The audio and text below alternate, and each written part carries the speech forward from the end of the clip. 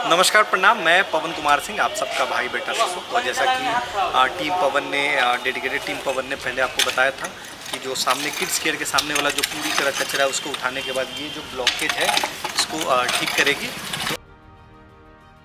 ये जो नाली ओवरफ्लो ब्लॉकेज का मुद्दा था ये बहुत ही गंभीर था। जैसे ही हमने इस मुद्दे को हाजीपुर नगर परिषद के अधिकारीगण के सामने रखा, उनकी एक टीम आई जिन्होंने वेरीफाई किया और उन्होंने ये पाया कि नहीं, ये वाकई जरूरी है। क्यों? क्योंकि ये पानी ओवरफ्लो पूरी तरह रोड पे है और वहाँ पे कादो काई भी जम रही है। अभी डेंगू का समय है और कहीं भी स्टोर्ड पानी रखना बहुत खतरों से खाली है। एक और बहुत बड़ा गंभीर विषय है, वो ये है कि ये जो नाली की हाइट है वो ऐसा क्या हुआ कि दिन पर दिन बढ़ती गई। इसका एक कारण मैं बताता हूँ। जहां तक मेरी जानकारी है कि जब कभी भी भारत में किसी कॉन्ट्रैक्टर को या किसी भी वार्ड पार्षद को या किसी भी और लोगों को जब ये टेंडर दिया जाता है तो उनको स्पष्ट कहा जाता है कि आपको पहला जो बजट है, जो पहला पैसा है, वो इस चीज का मिलता है कि आप पुराने वाले नाली की जो हाइट है उसको पहले पूरी तरह तोड़े।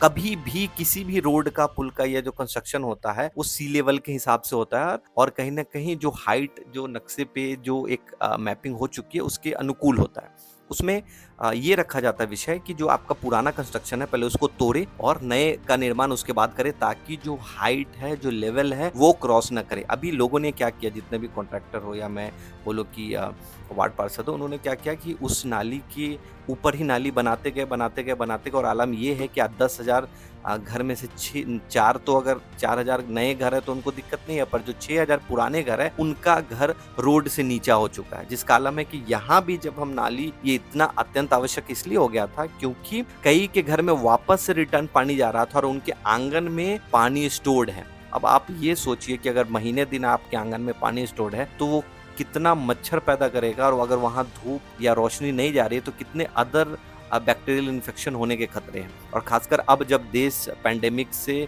मुश्किल से उभर पाया है तो हमें ये ध्यान रखना है। और एक इस विषय को लेके हम कई अधिकारीगण से भी बात करेंगे कि क्या ऐसा नहीं हो सकता कि अब जो कॉन्ट्रैक्ट हो उसमें ये जो हाइट का मापदंड है उसको बहुत स्ट्रिक्टली मॉनिटर किया जाए और उनको स्पेशली ये गाइडेंस दिया जाए कि आपको अब जो निर्माण करना है, पिछले वाले कॉन्ट्रैक्टर ने क्या किया, पिछले वाले पार्षद ने क्या किया, इन विषयों पे नहीं जाना है। अब जो नया नाली का निर्माण होगा उसको पुराने पूरी तरह तोड़कर, पूरी तरह मैं बोलूंगा तोड़कर, और जो एक्चुअल हाइट था उस हाइट के हिसाब से आपको नाला बनाना होगा। क्योंकि 6,000 घर को ऊंचा करना नामुमकिन है, असंभव है। और अगर कुछ कई टेक्नोलॉजी है भी जहां पे आप जैक लगा के ऊपर करते हैं तो वो उतना सक्सेसफुल नहीं है और बहुत ही एक्सपेंसिव है।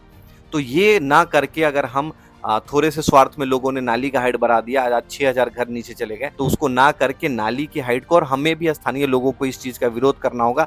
जब भी हमारे पास कोई नया कंस्ट्रक्शन आए, नया निर्माण होने आए, हमें इस विषय को ध्यान में रखते हुए उनको हाइट के लिए अवश्य टोकना है। तब तक के लिए मैं आपसे जुड़ा रहूंगा, आप भी हमसे जुड़े रहें। टीम पवन से मैं पवन कुमार सिंह, नमस्कार प्रणाम। और एक बार फिर मैं धन्यवाद देना चाहूंगा हाजीपुर नगर परिषद के अधिकारीगण का, जिन्होंने सूचना मिलते ही इस चीज को गंभीरता से ली और ऐसे कई मुद्दों को गंभीरता से लेती है। कई बार क्या हो रहा है कि नगर परिषद हाजीपुर तक ऐसी बात पहुंचती ही नहीं है और वो इसलिए काम नहीं कर पाते। अगर किन्हीं को भी लगता है कि नगर परिषद क्यों नहीं काम कर रही, तो मैं आपको बताऊं, आप जानकारी दें। जैसे उनको जानकारी मिलती है, जितने भी नए अधिकारीगण के टीम है वो बहुत ही अटेंटिव है, वो इसको बहुत गंभीरता से लेते हैं और काम करते हैं। विषय ये है कि उन तक जानकारी पहुंच नहीं रही है। मैं टीम पवन से पवन कुमार सिंह।